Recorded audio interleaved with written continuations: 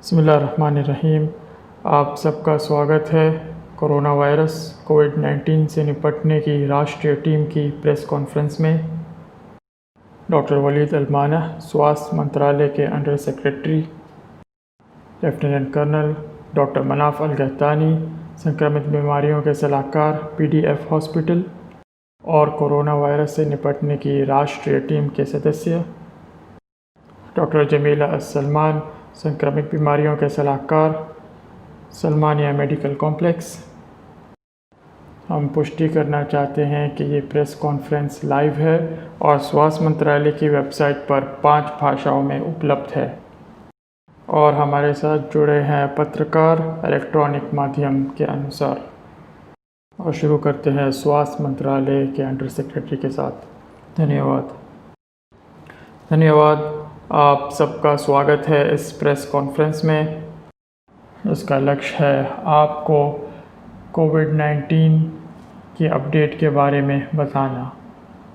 Bahrain हर एक कदम उठा रहा है इस वायरस से बचने और निपटने के लिए और अपडेट करता रहता है। यहाँ की सरकार कोई भी कदम उठाने से पीछे नहीं हटेगी। सबकी सलामती के लिए और सबकी सुरक्षा के लिए हम दिन रात काम कर रहे हैं। हम कुछ अंकों की पुष्टि करना चाहते हैं। ये हर किसी की जिम्मेदारी है कॉल सेंटर से जल्द संपर्क करना अगर कोरोना वायरस के कोई भी लक्षण नज़र आए तो। और जो मास्क पहनने का निर्णय लिया गया था घर से निकलने के बाहर, वो घर के बाहर हर समय पहनना चाहिए।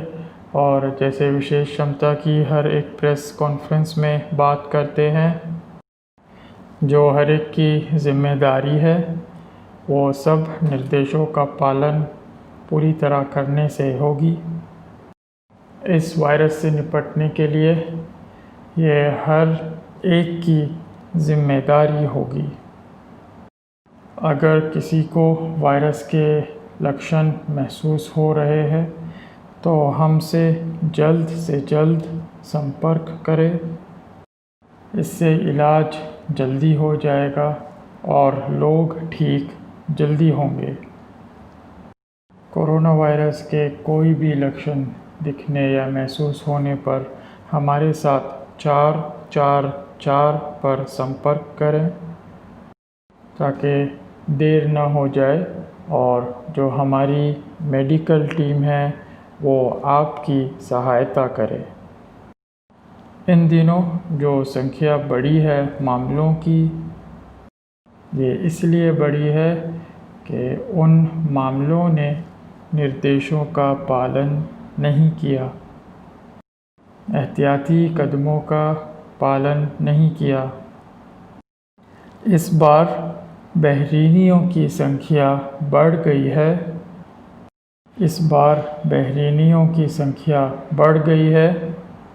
16 अप्रैल को 28 बहरीनी थे और 11 जो थे वो बहरीनी नहीं थे, विदेशी थे। उसके बाद 300 से ज़्यादा विदेशी थे और 28 मई को 68 बहरीनी मामले सामने आए हैं और 358 मामले हैं जो बहरीनी नहीं विदेशी थे। माफ़ी चाहते हैं, 200 से ज़्यादा बहरीनी। 2 जून को 79 बहरीनियों के मामले और 281 विदेशी मामले दर्ज हुए। अगर हम इसकी तुलना करें तो बहरीनियों की संख्या बढ़ गई है पिछले दिनों के मुकाबले। और अगर हम निर्देशों का पालन करें तो आने वाले दिनों में ये संख्या कम हो सकती है इंशाअल्लाह। 16 अप्रैल से ज़्यादा, कल तक 179 बहरीनी मामले हो चुके हैं, जो कि ताज्जुब की बात है क्योंकि इतनी बड़ी संख्या बहरीनियों की आ गई है। तो हम उम्मीद करते हैं कि आने वाले दिनों में ये संख्या कम हो जाए।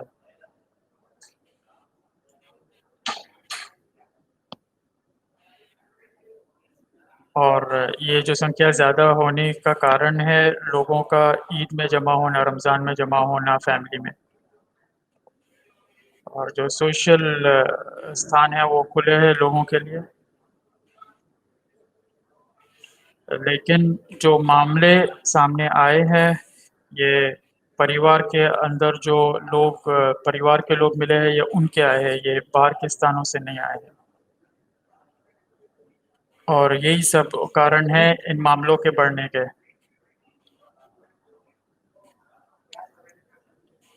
हम हम आपको ये दोहराना चाहते हैं और याद दिलाना चाहते हैं कि परिवार परिवार की गैदरिंग छोटी करो और ज़रूरत पर ही निकलना और सोशल डिस्टेंसिंग का पालन करना और मास्क लगाना नहीं भूलना जब घर से बाहर निकलते हैं तो।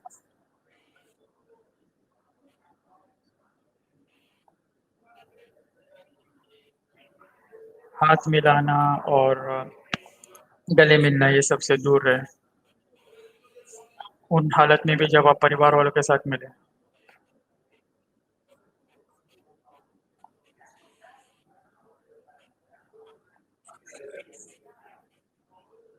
एहतियाती कदमों के अनुसार कोविड-19 के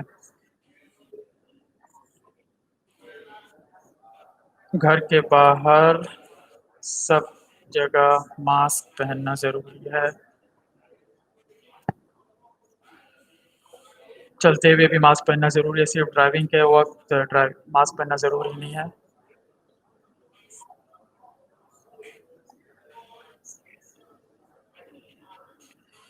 साइकिल चलाने में, भागने में और स्विमिंग में मास्क लगाने की ज़रूरत नहीं है ताकि साँस लेने का मौका मिले।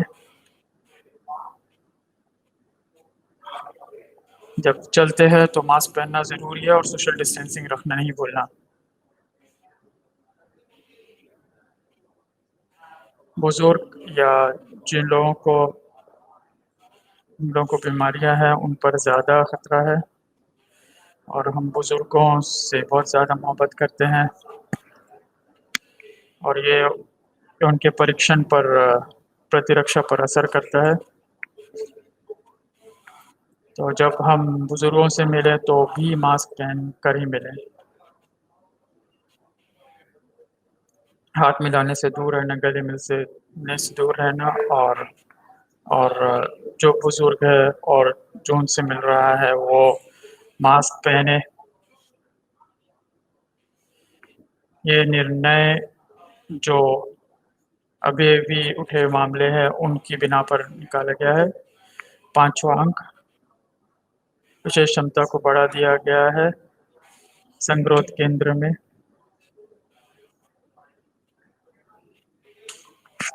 कोविड-19 की टीम के प्लान के अनुसार और पूरी कोशिश है कि वायरस को बढ़ने से रोकने के लिए।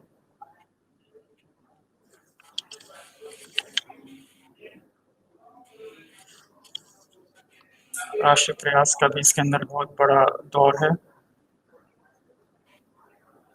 7,000 एक 158 बेड है विशेष क्षमता और इसमें से प्रयोग हुआ है 4,800 का और संगरोध केंद्र की क्षमता है 3,410 और इनका प्रयोग हुआ है लगभग 599। पुष्टि करना चाहता हूँ, ये सभी स्वास्थ्य सेवाएँ, परीक्षण, अलगाव और संगरोध केंद्र में जो भी सेवाएँ दी जा रही हैं, सब मुफ़्त में दी जा रही हैं।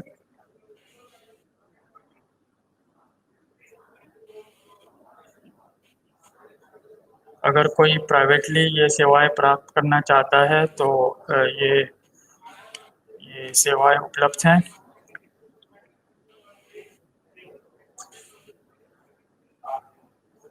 ये व्यक्तियों की इच्छा है अगर प्राइवेट केंद्र में सेवाएँ प्राप्त करने तो वो जा सकते हैं वहाँ पर।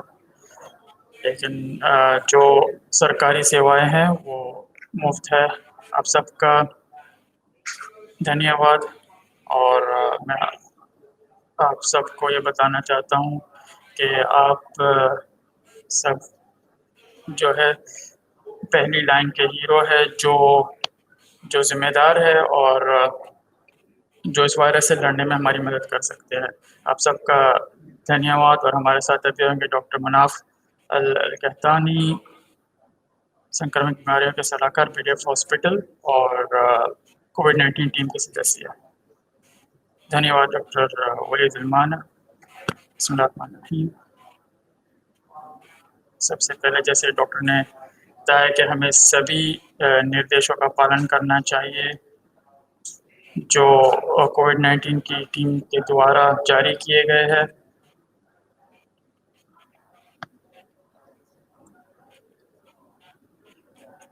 मैं टीम का एक सदस्य होने के बाद जो दिशा निर्देश है, जो एहतियाती कदम उठाने चाहिए, वो हम सब की जिम्मेदारी है।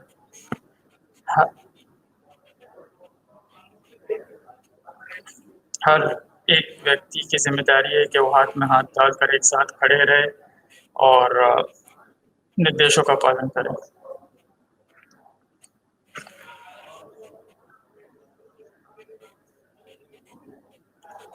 और ये सब निर्देशों का पालन करते हुए लोग अपनी आधी ज़िंदगी जी सकते हैं। और आधी ज़िंदगी जीते हुए सभी निर्देशों का पालन करना चाहिए जो कोविड-19 की टीम ने जारी किया है, जैसे मास्क पहनना और पर्सनल चीज़ें यूज़ नहीं करना किसी की। और में सबसे महत्वपूर्ण ये है कि घर में अच्छे से कैसे घुसें। और मैं 8 अंकों पर बात करूँगा। सबसे पहले, घर लौटने के बाद और किसी भी चीज़ को छूने से पहले सैनिटाइज कर लेना। अगर मुमकिन है तो अपनी सब चीज़ें एक डिब्बे में रख देना और अपनी सब चीज़ों को सैनिटाइज करना और साफ़ करना जो बाहर गई है, और दूसरी चीज़ों के साथ मिलाना नहीं।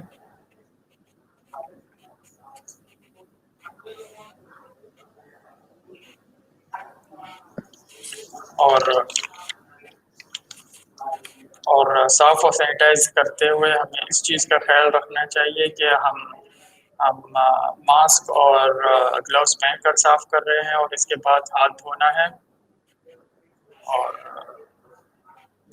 सफाई ख़त्म करने के बाद सबसे पहले ग्लव्स फेंकना है और इसे एक प्लास्टिक बैग में डालना है और फिर मास्क उतारते वक्त ये ध्यान रखना है कि मुंह के चेहरे के किसी भी हिस्से को हाथ नहीं लगाया जाए।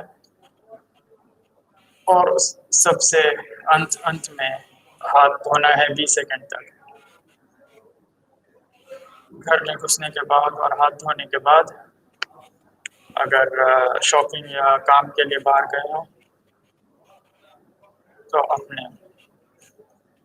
अपने कपड़े एक जगह रख देना और अपनी सफाई का ध्यान रखना और हो सकता है तो नहा लेना।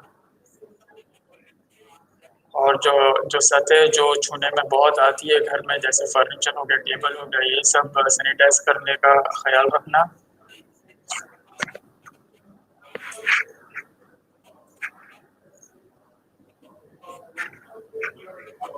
जो सैनिटाइज़र या कीटाणु रहित चीज़ आप यूज़ कर रहे हो सतह साफ़ करने के लिए, उसको थोड़ी देर तक रखना और फिर वो सूख जाए ताकि वायरस साफ़ हो जाए वहाँ से। ये सब जो निर्देश हमने आपको बताए हैं, ये सब बहुत ही आसान है और हम ये सीख रहे हैं और हम इसे अपनी ज़िंदगी का हिस्सा बनाना चाहते हैं और अपने परिवार के सदस्यों को भी इसके बारे में सिखाना चाहते हैं। और अगर हम बुज़ुर्गों के साथ जी रहे हैं तो हमें ये निर्देशों का पालन करना बहुत ज़रूरी है।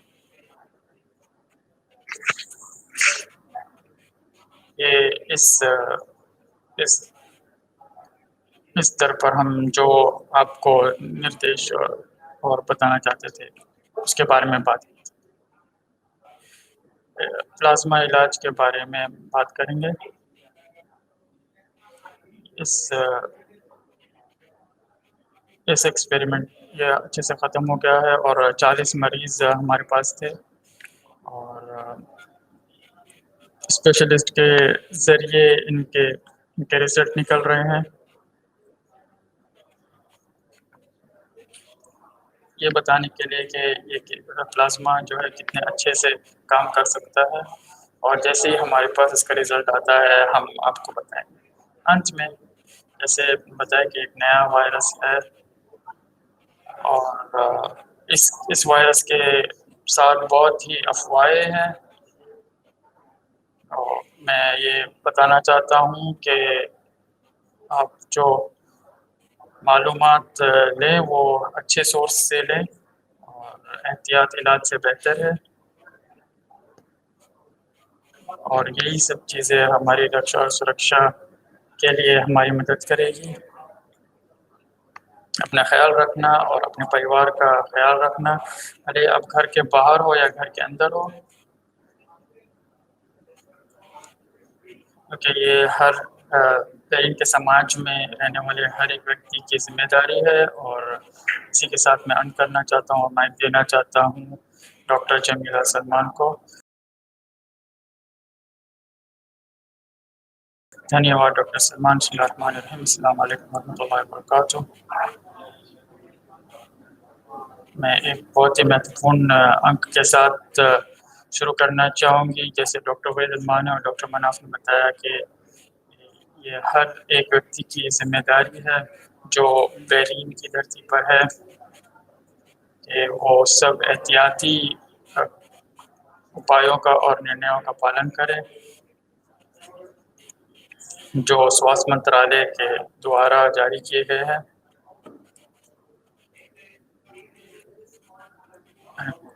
कोई इनमें से सिर्फ़ कुछ ही कदमों का पालन करते हैं, बल्कि सभी कदमों का पालन नहीं करते हैं।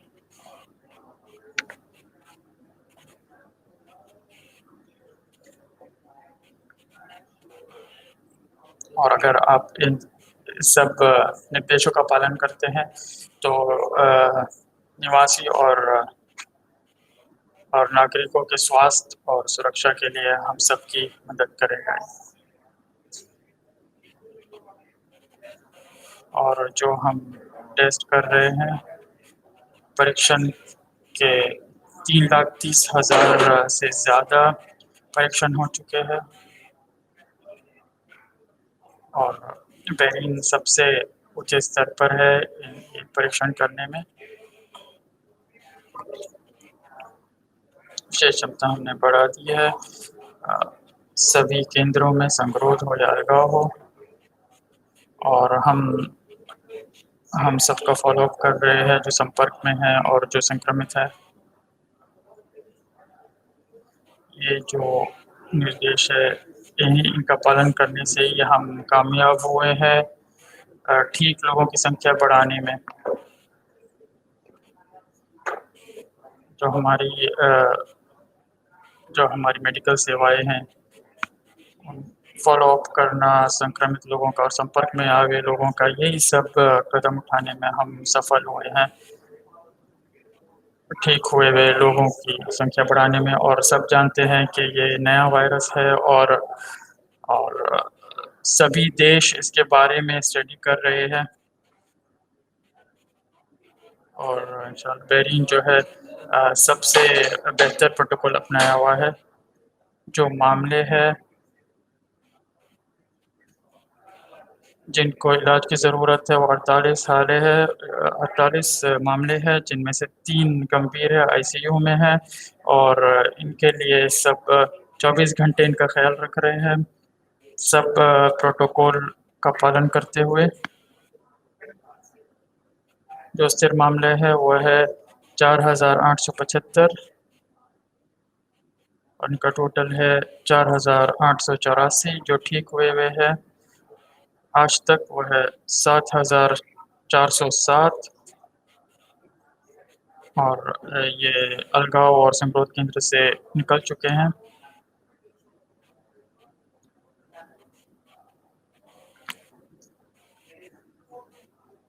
हम दोहराना चाहते हैं कि जो कदम वायरस रोकने में मदद करते हैं हमें उनका पालन करना चाहिए, जो है सोशल डिस्टेंसिंग का पालन करना।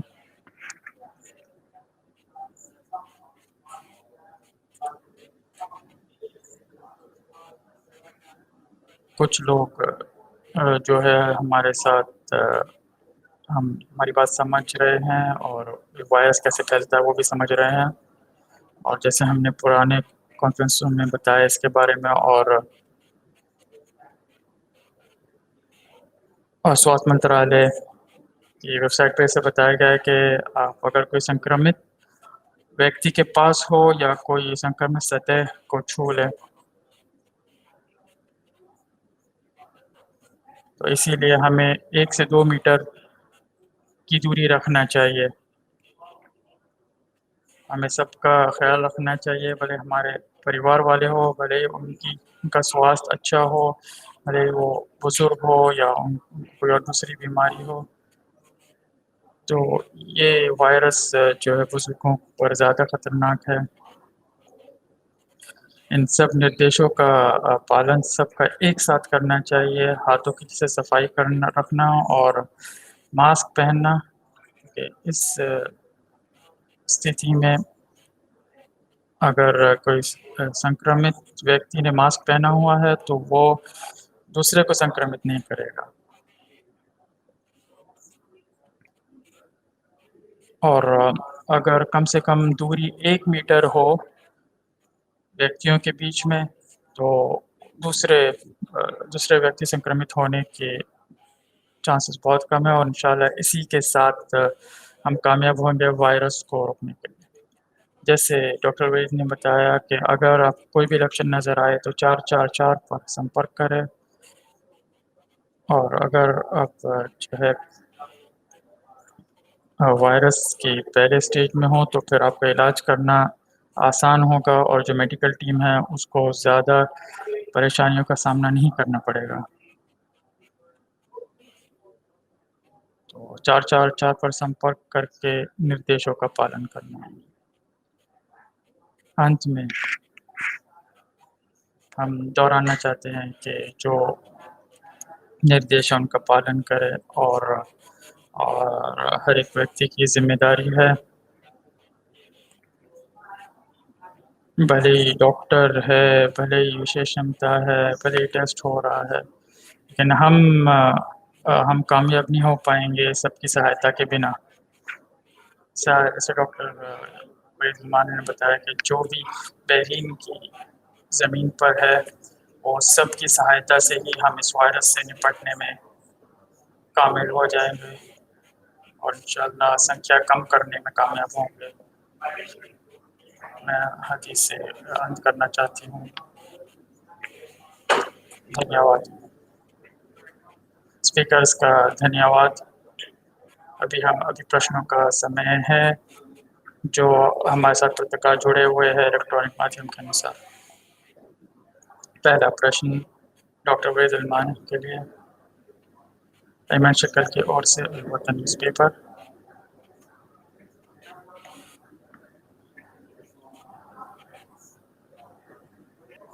हम मजदूरों की संख्या में बढ़ाव देखना चाह रहे हैं तो उसकी क्या वजह है?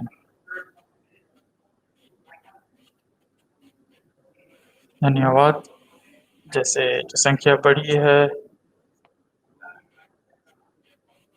जो परीक्षण है वो बढ़ गए हैं, लेकिन संख्या जैसे बढ़ गई है जैसे हमने बताया, क्योंकि लोग आज्ञा का निर्देशों का पालन नहीं कर रहे हैं, ये उसका एक कारण हो सकता है, और रमज़ान और ईद में जो लोग एक दूसरे से मिले हैं ये भी उसका एक कारण हो सकता है। संख्या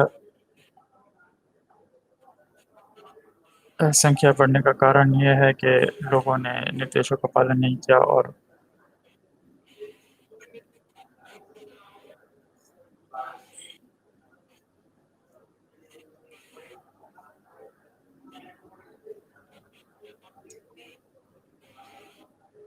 टीकाकरण हर दूसरे वायरसों के लिए है।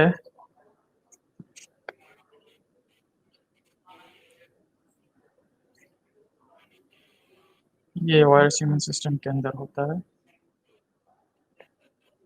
अभी कोविड-19 का कोई टीकाकरण नहीं है,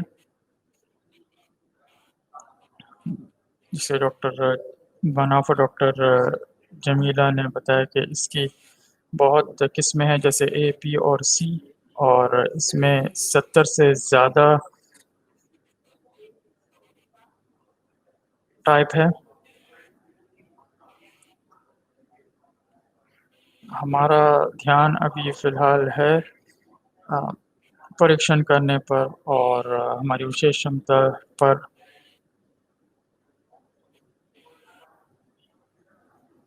और हम ये कोशिश करते हैं कि हमारी पूरी सेवाएँ प्रदान हों। और जैसा हमने बताया कि ये लोगों की खुद की ज़िम्मेदारी है इस वायरस को रोकने के लिए। जी, डॉक्टर वलीद आपके साथ रहेंगे। तमाम मुसाफ़ी अल-अय्याम न्यूज़पेपर।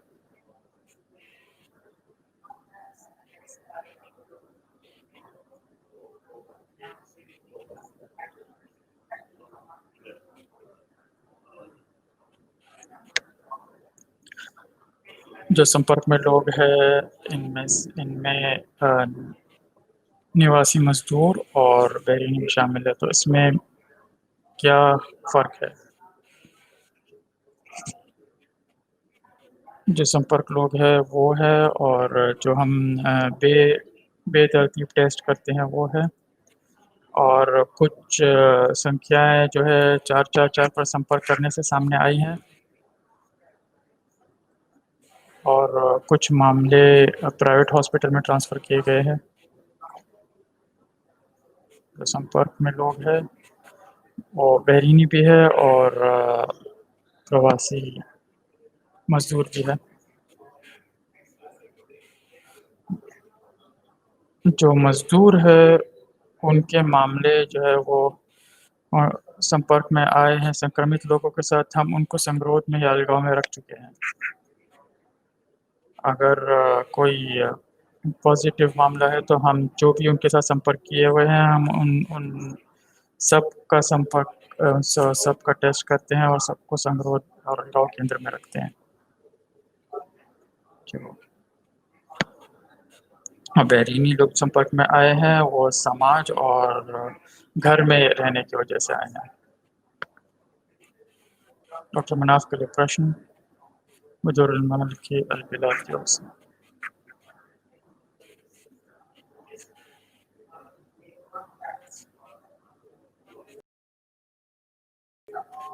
क्या सैलून की वजह से कोई मामले सामने आए हैं?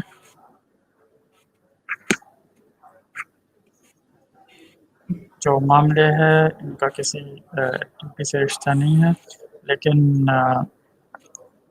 लेकिन जो एहतियाती कदम है उनसे रिश्ता है। लेकिन हमें जो है मिलावट नहीं करनी है किसी एक्टिविटी के साथ मामलों की। डॉक्टर जमीला के लिए प्रश्न याराना सर की ओर से। और लियो मसऊदी वर्ल्ड ऑर्गेनाइजेशन के साथ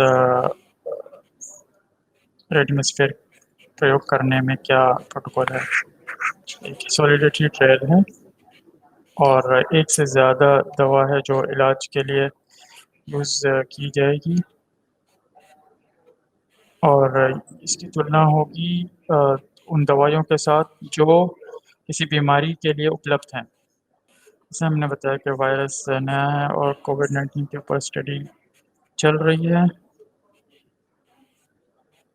जो दवा के बारे में बताया ये नई नहीं है, ये पुरानी दवा है, और ये दूसरे वायरसों के ऊपर काम कर रही है और दूसरे वायरसों के ऊपर इसका टेस्ट हो चुका है। कुछ-कुछ स्टडी ये बताती है जिसके बारे में हमने सुना जो अमेरिका में हुई थी कि इस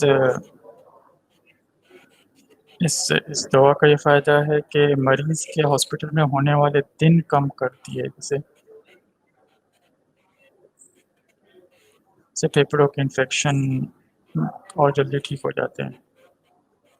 और हम बेरिन में यूज़ करेंगे टेस्ट साबित होने के बाद। जमाल अल याकूत की ओर से प्रश्न डॉक्टर वलीद के लिए।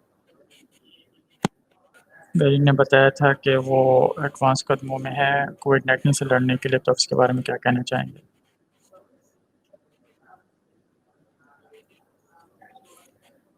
बेरिन में जो परीक्षण की क्षमता है वो बहुत अच्छी है।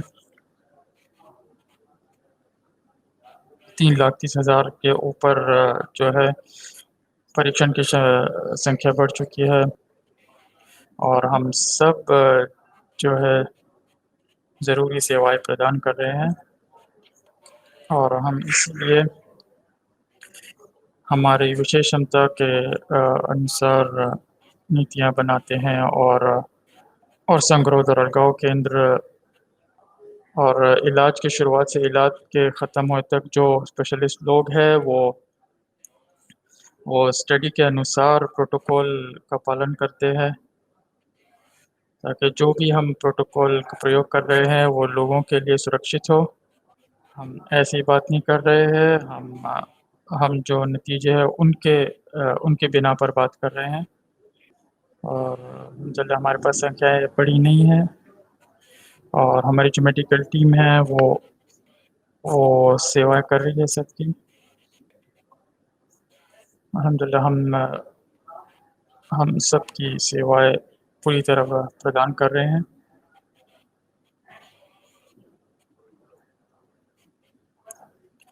फ़ातिमा अली फ़ारूक कॉलेज की ओर से प्रश्न डॉक्टर मनाफ़ के लिए। से कुछ दिन पहले कोविड-19 के लोग जो ठीक होके निकले हुए हैं, तो इस संख्या और इस ठीक हुए लोगों की क्या वजह है? अल्हम्दुलिल्लाह जो ठीक हुए लोग हैं, उनकी प्रतिशत बहुत बड़ी है। 7,407 जो ठीक हुए लोग हैं, जो इलाज केंद्र से निकले हैं, जो जो मामलों से बहुत बड़ी संख्या है। तो मैं 5 अंकों के बारे में बात करना चाहूँगा कि जो प्रतिशत अच्छे हुए लोगों की बढ़ी है, उसकी क्या वजह है।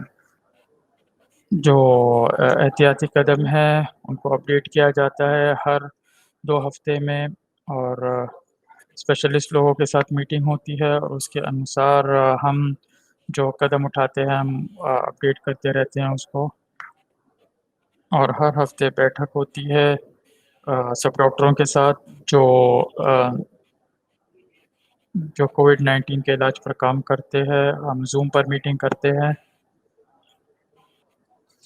इसमें हम सभी कदम उठाते हैं और अपडेट भी करते हैं कि इलाज कैसे किया जाए। हमने admission officer discharge planner team बनाया है इसी मीटिंग में और जो भी मरीज़ ठीक होके निकलता है, टीम है वो सब उसके बारे में मालूमात लेती है कि सभी निर्देशों का पालन किया गया है। अंत में हम इस महामारी के चलते हुए एक टीम होगी जो इसकी ज़िम्मेदारी होगी सिर्फ़ इस वायरस के बारे में अपडेटेड रहने की और करने की। इंशाल्लाह आने वाले दिनों में जो ठीक होने वाले लोग हैं उनकी संख्या ऐसी बनी रहेगी और हम एक साथ इस चुनौती से निपट लेंगे इंशाल्लाह। सरोजन न्यूज़ की ओर से प्रश्न डॉक्टर जमीला के लिए। क्या अब तक क्लोरोक्विन बेरिन में यूज़ हो रही है? इसके क्या साइड इफ़ेक्ट है? मैं समझती हूँ कि इसके बारे में पहले भी बात हो चुकी है।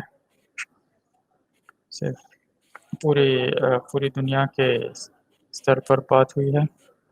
हाइड्रोक्सीक्लोरोक्वीन जो है, ये का कई सालों से हम इसका प्रयोग कर रहे हैं और हमने अभी भी इसका प्रयोग करना शुरू नहीं किया है ऑटोइम्यून डिजीज़ेज़ के लिए, और ये मलेरिया के लिए इसका प्रयोग हुआ है। और ऐसी कोई दवा नहीं है जिसका कोई साइड इफ़ेक्ट नहीं है। और जो सबसे महत्वपूर्ण है कि ये दवा का प्रयोग कैसे किया जा रहा है। और हाइड्रोक्सीक्लोरोक्वीन किसी को देने से पहले हमारे प्रोटोकॉल के अनुसार हम उसके दिल की दिल की स्टडी करते हैं। अगर किसी को हार्ट बीट की कोई दवा ले रहा है या कोई तकलीफ़ है तो हम उसे क्लोरोक्वीन नहीं देते हैं।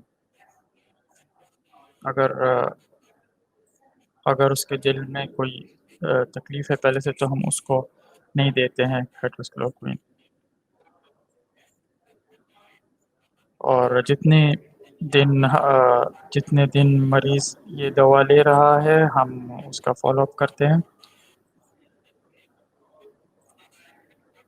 और हम कोई मामलों में हमने इसका प्रयोग किया है प्रोटोकॉलों के अनुसार, जो बिल्कुल आसान मामले हैं, सिर्फ़ उनमें ही हमने इसका प्रयोग किया है। और इस पे स्टडी शुरू है और फ़रवरी से हमने ये दवा का प्रयोग करना शुरू किया है पेरिन में। और जैसे ही डॉक्टर मनाफ़ ने बताया कि हम सब अपडेट का फ़ॉलो-अप कर रहे हैं। कोविड-19 के बारे में बात किया जाए तो इसके लिए अभी तक कोई दवा नहीं है। और जो भी दुनिया में प्रयोग किया जा रहा है ये सब टेस्ट कर रहे हैं, कोई इलाज नहीं है अब तक इसका। नौशाद की ओर से प्रश्न डॉक्टर वलीद के लिए। मिलियन पे 7,200 मामले हैं।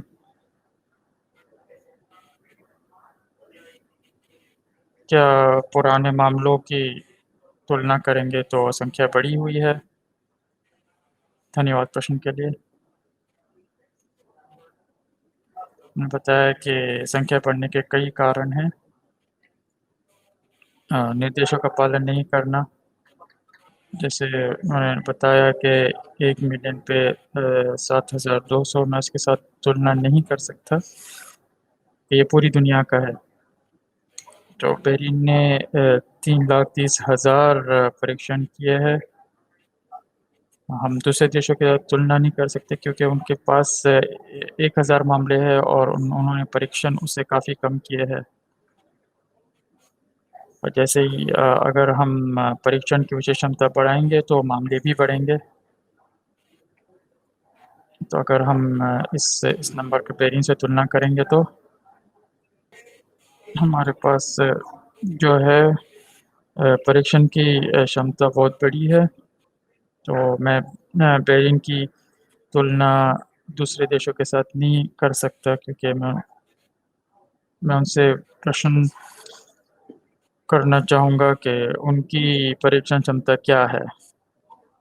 जैसे हमने बताया कि वो उस देश में उनकी विशेष क्षमता क्या है, ये सब हमारे पास संख्या बहुत बड़ी है, लेकिन हम इस वायरस के साथ लड़ रहे हैं और हम कर्व को फ्लैट करने की पूरी कोशिश कर रहे हैं। प्रश्न समाप्त हुए। आप स्पीकर्स का धन्यवाद और सबका धन्यवाद दर्शकों का भी धन्यवाद। अंत से पहले मैं आप सबको निर्देशों का पालन करने याद दिलाना चाहता हूँ, जो कोरोना वायरस कोविड-19 से निपटने के लिए टीम ने जारी किए हैं। और आप सबका धन्यवाद। अस्सलाम वालेकुम व रहमतुल्लाहि व बरकातुहू।